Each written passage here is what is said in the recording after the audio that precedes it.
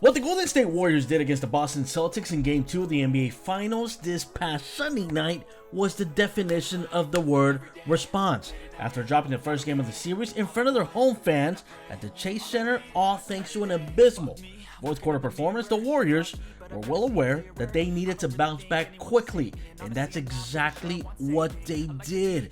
The game was extremely close through the first 24 minutes, but in the third quarter, the Warriors kicked it up a notch like they always do and gained some serious separation. The Golden State Warriors found a way to lock the Seas down as Golden State forced 18 Boston turnovers, and they scored 33 points off of those turnovers.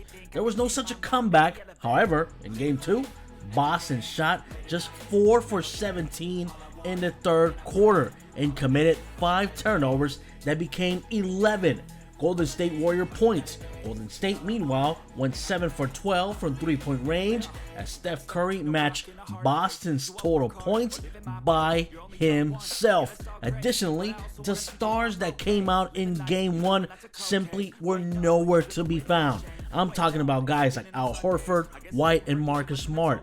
Members of Boston's supporting cast combined to hit 15 three-pointers in that Game 1. The Celtics hit 15 as a team in Game 2. Players not named Jason Tatum or Jaylen Brown went combined 6 for 19 from three-point line. Boston also struggled mightily from two-point range, going 15 for 43 on two-point shots, which equals to 34%, and shooting worse on them from the three-point line. Mostly though, the Celtics felt like they squandered an opportunity to put Golden State on life support. They went into the locker room at halftime feeling like they did not play well, and yet they were down by only 2 points. Then they played even worse in the third quarter, and that was that. And for the first time, the crowd in the Warriors' new building finally saw the Boston Celtics lose.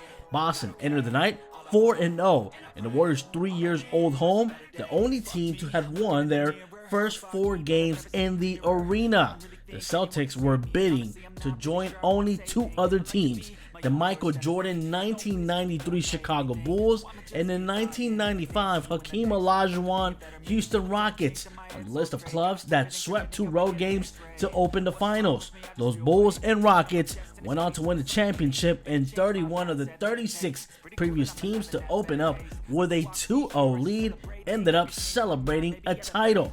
All is not lost for Boston, of course. The Celtics need to only win the remaining home games to win the title, though that will not be an easy task against a Warriors team who have won at least 1 road game in an NBA record 26 consecutive playoff series. But for Game 2, streamers and confetti fell from the rafters after the time expired, and Steph Curry, who's set for the fourth quarter, looked up at them briefly as he ensured that the series would return to San Francisco and last at least until Game 5.